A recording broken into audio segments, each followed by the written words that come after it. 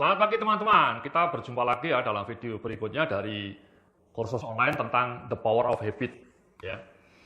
Jadi dalam video sebelumnya kita bilang tips pertama untuk membuat rencana penerapan habit itu start small.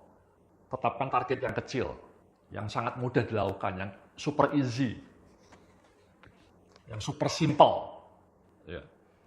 Nah tips kedua, ini saya cerita di halaman slide 43, lakukan new habit pada jam yang relatif sama. Ya. Jadi berbagai penelitian menunjukkan kalau Anda melakukan habit di jam yang sama itu akan lebih mudah nempel di dalam keseharian Anda. Dan faktanya sekarang kan banyak habit yang sudah Anda lakukan dan Anda lakukan di jam yang sama. Anda mandi pagi cenderung di jam yang sama. Anda makan siang cenderung di jam yang sama. Anda tidur cenderung di jam yang sama. Ya. Nah, contoh tips nomor 2 ini ya, di halaman 44 ini misalnya, tentukan waktu yang sama untuk membangun habit. Lakukan habit yang ingin Anda create pada jam yang sama tiap harinya. Misal, Anda membaca buku setiap malam jam 19.30. Atau melakukan olahraga setiap habis sholat subuh jam 5 misalnya. Setiap jam 5 pagi Anda olahraga, atau jam 6 pagi. Kayak saya selalu olahraga jam 6 pagi, itu kan jamnya sama. Saya bangun pagi, sholat tahajud setiap jam 4 pagi. Itu kan cenderung habit saya, sholat tahajud, saya lakukan di jam yang sama, jam 4 pagi. Saya tidur selalu jam 9 malam. Saya punya kebiasaan tidur jam 9 malam, bangun jam 4 pagi. Jadi itu semua kebiasaan yang saya bangun based on waktu ya. Jadi ini saya bilang ya di halaman 45 ya, habit yang dilakukan pada jam yang sama akan lebih mudah nempel dalam perilaku keseharianmu. Tadi yang sudah saya sampaikan ya. Dan hidup kita jadi teratur teman-teman. Hidup kita jadi sangat teratur. Misalnya tadi ya saya cerita jam 9 saya tidur, jam 4 saya bangun. Sholat tahajud, meditasi, saya juga punya kebiasaan meditasi. Kemudian setelah meditasi saya sholat subuh di masjid. Ya, sebelum sholat subuh biasanya saya baca Al-Quran dulu. Ya, setelah meditasi saya baca Al-Quran sambil nunggu adzan subuh. Habis itu subuh di masjid. Pulang baca koran online ya sampai jam 6. Jam 6 olahraga. Ya itu kan teratur hidupnya teman-teman. Terus jam 9-nya tidur. Jadi sangat indah kalau kita punya kebiasaan baik yang dimulai dari pagi, itu hidup kita akan produktif, hidup kita akan menjadi lebih cetar membahana. Oke? Dan saya selalu, meskipun saya working from home ya, saya mostly kerja dari rumah ya, itu saya jam 8 tepat itu sudah di depan laptop. Ya, jadi saya sarapan sekitar jam 7, habis itu mandi setengah 8, jam 8 sudah duduk di depan laptop, itu kerja sampai jam 12. Ya. Jadi siklus hidup saya itu simple, tapi teratur dan jadwalnya, habitnya selalu di jam yang tertentu. Ya.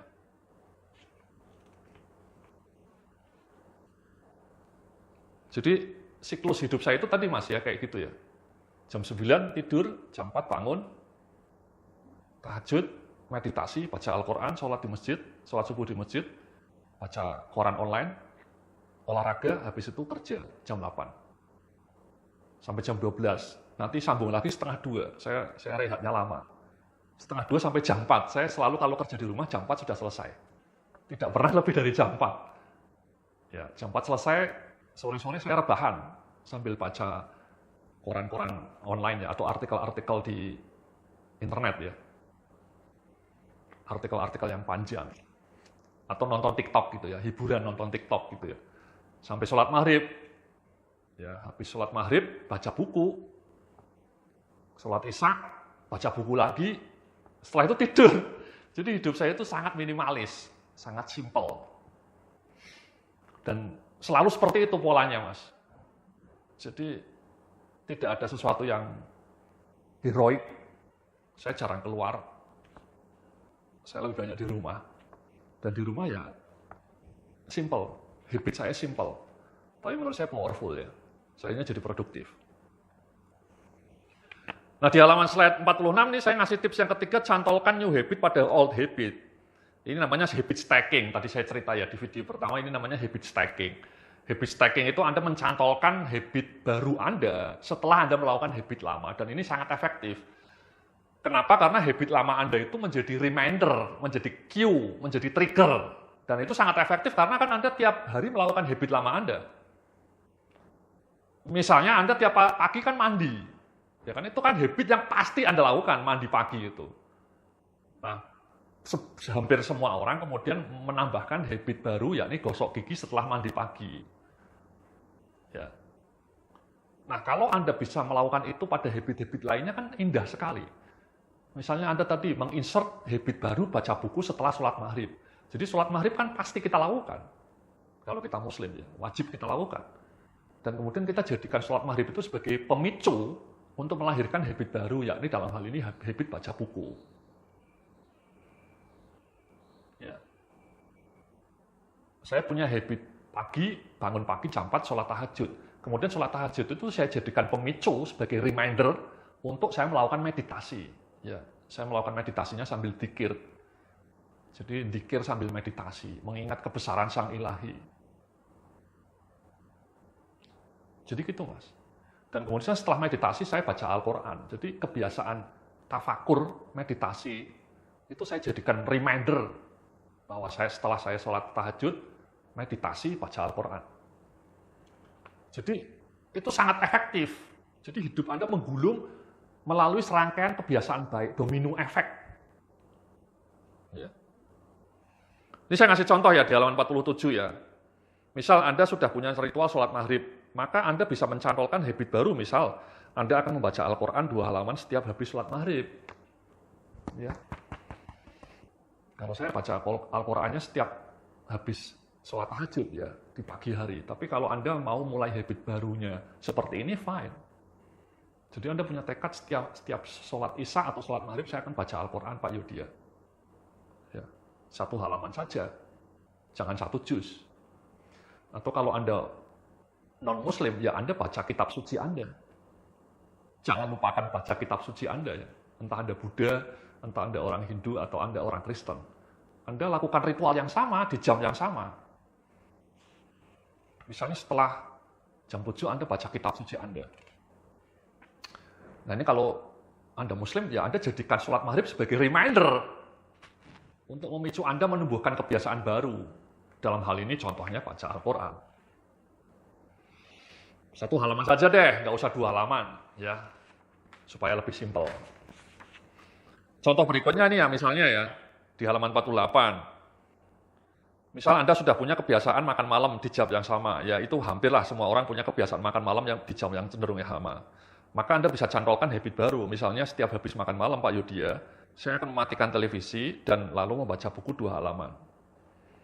Atau setiap habis makan malam Pak Yudia, saya akan matikan HP dan televisi saya dan lalu membaca buku 2 halaman. Itu kan wonderful teman-teman. Alih-alih habis makan malam Anda nonton televisi streaming atau nonton HP berjam-jam, baca gosip, lebih baik dimatikan HP-nya, kemudian Anda baca buku. Buku-buku saya kan bagus. Anda bisa beli buku saya. Ya. Atau e-book. Ya, bonus ini kan saya punya bonus e-book. Anda baca 1 malam 1 halaman saja.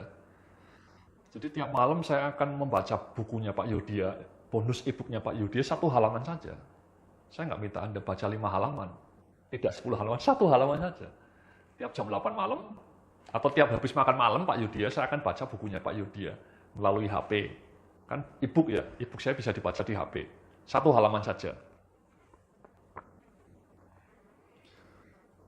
Jadi demikianlah ya, di halaman slide 49 ini saya cerita, demikianlah 3 tips untuk merumuskan habit implementation plan atau rencana penerapan habit.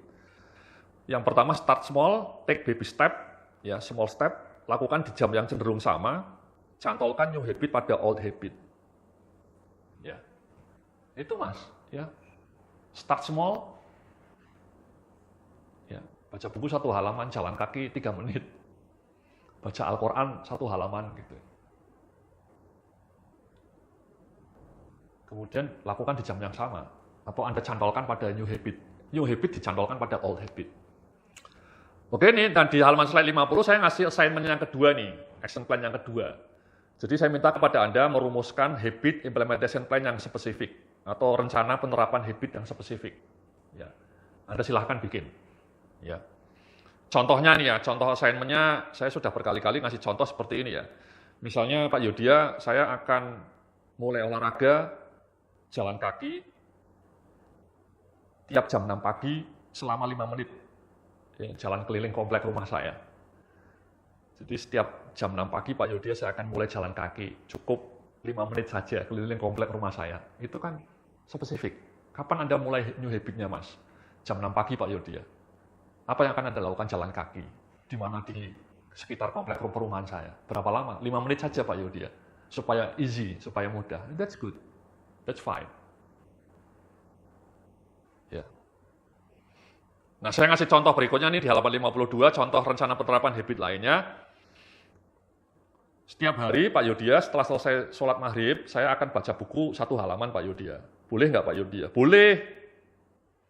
Atau yang kedua, setiap pagi jam 8, saya akan menuliskan 3 hal penting yang akan saya kerjakan di hari itu. Jadi sebelum Anda buka laptop ketika kerja, jam 8 sampai kantor, Anda tulis 3 hal penting yang akan Anda lakukan di hari itu. Ini kebiasaan bagus nih, supaya Anda produktif. Anda tahu tugas penting apa yang akan Anda lakukan tiap harinya. Saya melakukan itu, ya.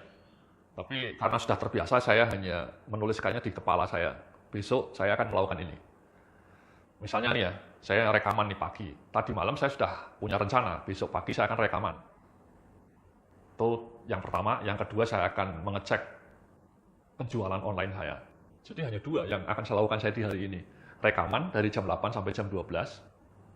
Setelah istirahat makan siang, saya akan ngecek penjualan produk-produk digital saya. Selesai. Ya, waktunya masih longgar, nanti saya akan nonton YouTube kalau masih ada waktu. Habis itu jam 4 selesai. Atau contoh terakhir nih sama ya tadi ya, setiap jam 6 pagi saya akan jalan kaki di sekitar kompleks selama 5 menit saja Pak Yudhya. Nah, Anda tuliskan ini. Ini contoh saja ya, Anda bisa ngasih contoh yang lain sesuai dengan habit baru Anda. Tapi yang poinnya adalah Anda rumuskan dalam kalimat yang spesifik. Rencana penerapan habit yang spesifik. Oke? Jadi itu ya, di halaman 53 kita sudah bergerak ke langkah kedua ya. Tadi kita sudah melakukan langkah pertama, tetapkan jenis habit yang mau Anda bangun. Yang kedua, kita sudah merumuskan habit implementation plan yang spesifik. Dan yang ketiga nih, kita akan bicarakan sekarang ya, temukan reward dan sense of progress. Jadi slide 54 nih saya bilang tahapan ketiga itu temukan reward. Ya, temukan reward. Di slide 55 ini saya tampilkan, silahkan ditampilkan ya. Temukan reward. Ya, bisa Anda lihat ya, silahkan dilihat ya. Temukan reward. Ini penting teman-teman, karena itu yang akan memotivasi Anda untuk terus melakukannya, selain tadi sense of progress.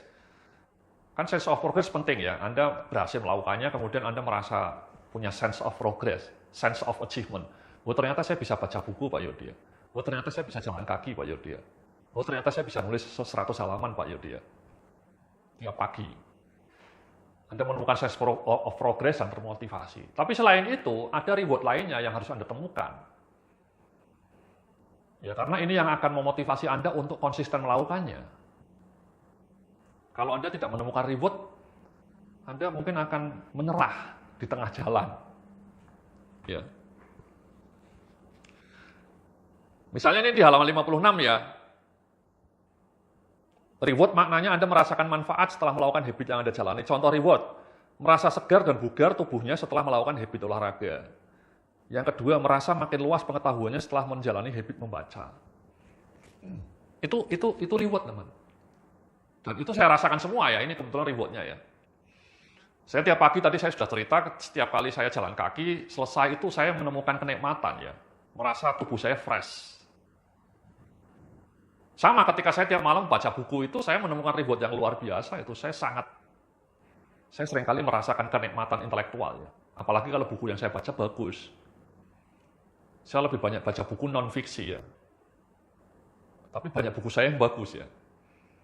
Nah itu saya nikmat, saya menemukan wawasan baru, saya merasakan pengetahuan saya tercerahkan. Atau misalnya saya sholat tahajud, itu rewardnya luar biasa lagi ya. Saya setiap kali habis sholat tahajud dan tafakur, dzikir, itu saya merasa happy ya. Hidup saya itu, batin saya tenang. Setelah itu baca Al-Quran, itu saya sangat merasa meaningful hidup saya. Saya mendapatkan reward yang luar biasa. Jadi hidup saya merasa lebih tenang dan happy lah ya. Kebahagiaan batin. Itu yang membuat saya selalu merasa menyukai atau menyenangi habit sholat tahajud dan tafakur dan baca Al-Quran ya. Jadi menjalaninya dengan senang hati.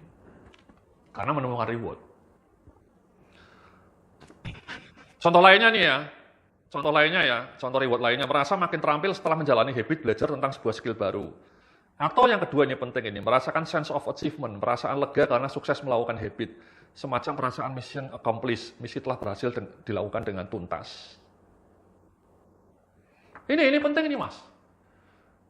Kadang-kadang rewardnya nggak ada pak, saya itu belajar ilmu baru misalnya. Capek Pak Yudhya. Apa ya rewardnya Pak Yudhya? Kalau bagi saya sih rewardnya ya ini tadi, Anda merasa sense of achievement. Misalnya saya kan punya habit juga belajar mengenai email marketing misalnya. Itu melelahkan, capek. Kadang-kadang bosen. Tapi begitu saya berhasil melakukannya, saya merasa sense of achievement ya. Ternyata saya bisa melakukannya. Saya dapat ilmu baru mengenai email marketing. Ya sama kayak gitu teman-teman. Atau saya punya habit juga merapikan meja kerja saya. Ya. Meja kerja saya itu rapi teman-teman, tidak berantakan. Itu kan bagi sebagian orang mungkin, apa sih rewardnya? Oh ya rewardnya bagus lah ya. Setiap kali saya merapikan meja kerja saya, kemudian selesai, itu saya happy karena meja saya jadi bersih. Itu kan rewardnya merasa happy. Merasa, meja kerja saya rapi nih. Gitu. Atau saya bikin habit rekaman video nih sekarang. Ini kan saya jadikan habit nih. Saya melakukan ini 30 hari berturut-turut ya. Capek juga ngomong seperti ini di depan layar. Tapi setiap kali selesai saya merasakan reward. Apa rewardnya? Sense of achievement. Ternyata saya bisa selesai melakukan rekaman video hari ini sampai 3 episode. Itu kan sense of achievement-nya membuat saya bangga gitu. Gitu teman-teman ya. Jadi kalau Anda punya habit baru yang rasanya berat, yang rasanya membosankan, yang rasanya tidak asik dilakukan, itu sebenarnya ketika Anda berhasil melakukannya, Anda harus bangga karena Anda punya semacam sense of achievement. Saya berhasil melakukannya nih, rekaman video yang melelahkan ini. Jadi rewardnya merasa tadi, mission accomplished. Contoh reward lainnya nih, di halaman 58 tadi saya sudah bilang ya, merasa pikiran tenang dan tentram setelah melakukan habit meditasi atau tafakur atau dzikir. Atau merasa kehidupan finansial makin baik setelah menjalani habit melakukan investasi. Atau merasa makin happy setelah menjalani habit berbuat kebaikan. Studi menunjukkan kebiasaan melakukan perbuatan baik memang membuat jiwa kita makin bahagia. Ya, jadi misalnya Anda punya habit investasi, itu kan menyenangkan, rewardnya Anda, investasi saya bertambah Pak Yudhya. Itu kan fine. Atau Anda berbuat kebaikan, Anda sedekah, Anda rajin sedekah, itu juga rewardnya Anda makin happy.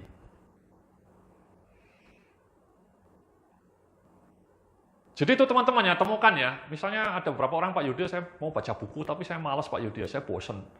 Ya, tadi saya bilang, Anda cukup baca 1 halaman saja. Nah, nanti setelah 1 halaman selesai, Anda temukan sense of achievement. Saya berhasil membaca 1 halaman, Pak Yudhya. Itu kan rewardnya sense of achievement. Dan yang kedua, harapannya Anda juga menemukan reward tadi, merasa wawasan Anda bertambah. Anda tercerahkan pikirannya, gitu dong.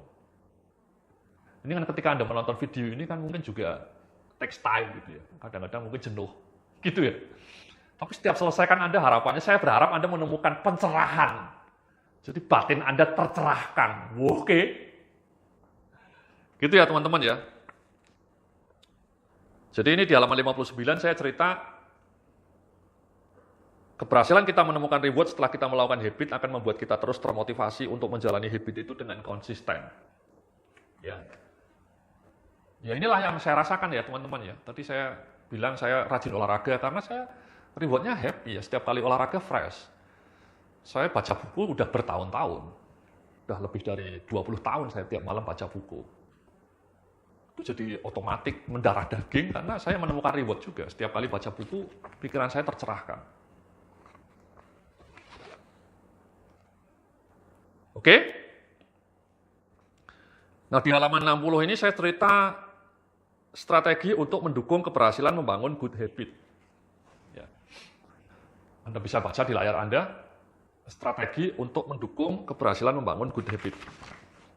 Ya. Ada beberapa strategi nih. Ya, ada beberapa langkah. Yang pertama, modifikasi situasi. Ya. Modifikasi situasinya. Ya. Modifikasi situasi itu artinya situasi di sekitar Anda harus ubah. Kan kadang-kadang banyak orang bilang, saya mau menjalani habit olahraga Pak Yudhya, tapi saya tinggal di perkampungan kumuh.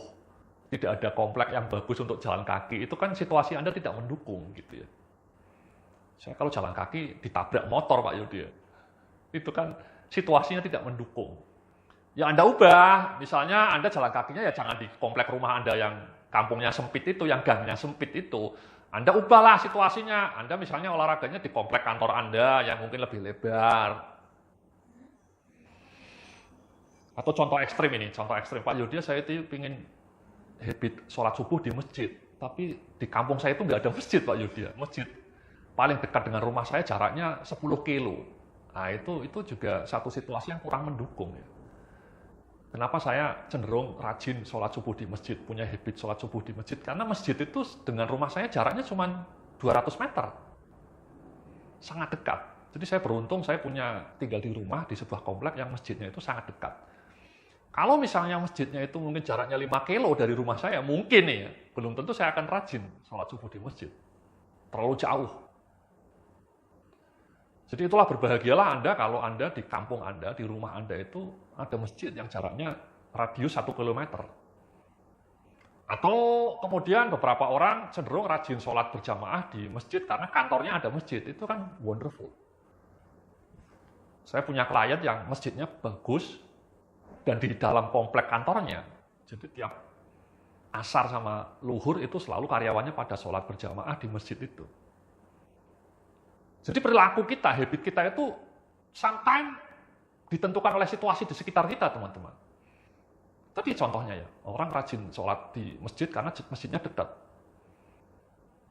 Sebaliknya kalau masjidnya jauh mungkin tidak akan serajin orang yang masjidnya dekat.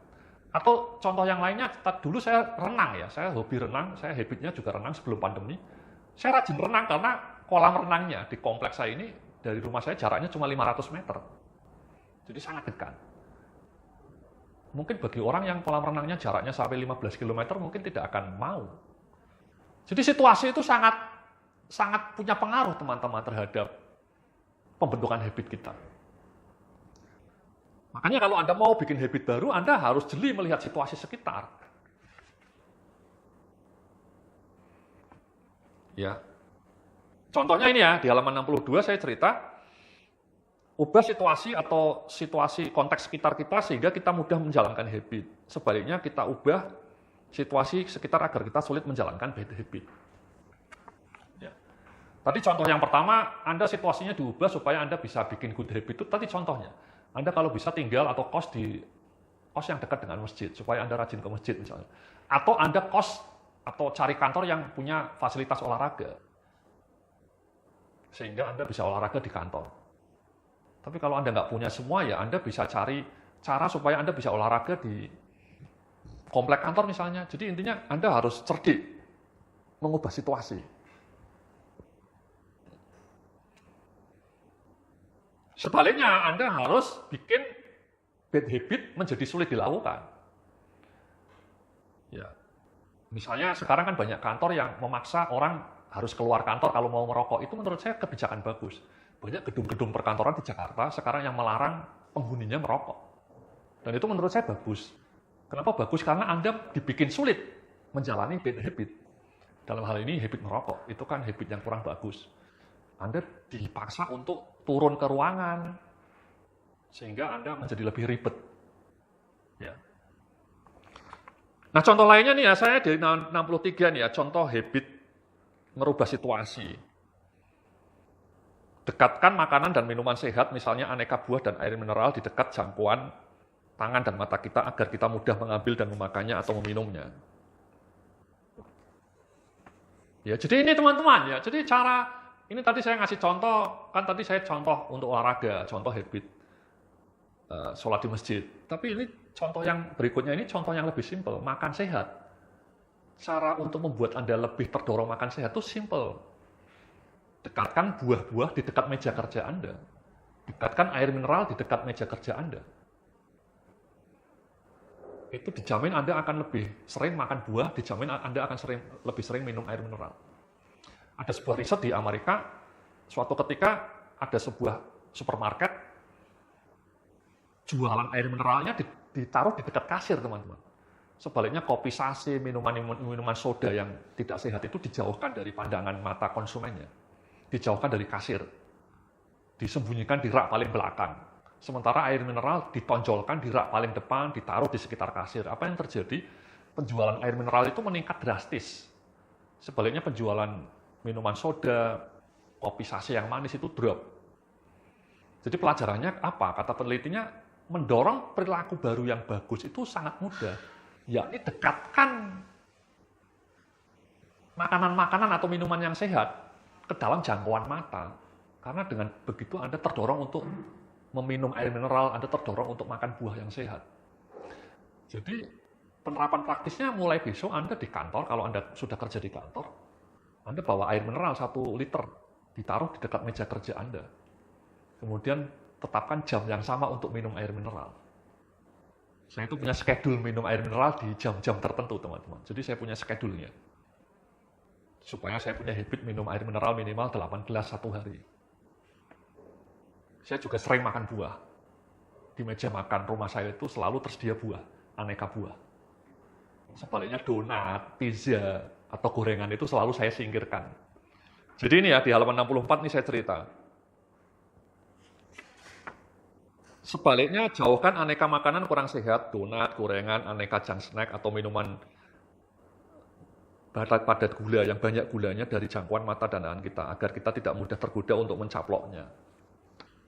Ya. Jadi itu teman-teman. Ya, jadi ini contoh sederhana bagaimana mengubah situasi. Tadi macam-macam ya. Misalnya Anda mau olahraga, rajin olahraga ya, sepatunya didekatkan ruang kerja Anda sehingga sepatu olahraganya itu mendorong Anda untuk melakukan olahraga. Atau tadi cari kos yang dekat dengan fasilitas olahraga, cari rumah yang dekat dengan fasilitas rumah ibadah. Intinya situasi di sekitar Anda itu didesain, dimodifikasi supaya mendukung pelaksanaan good habit Anda. Oke? Terima kasih, kita nanti lanjutkan dalam video berikutnya. Salam sukses, penuh kemenangan.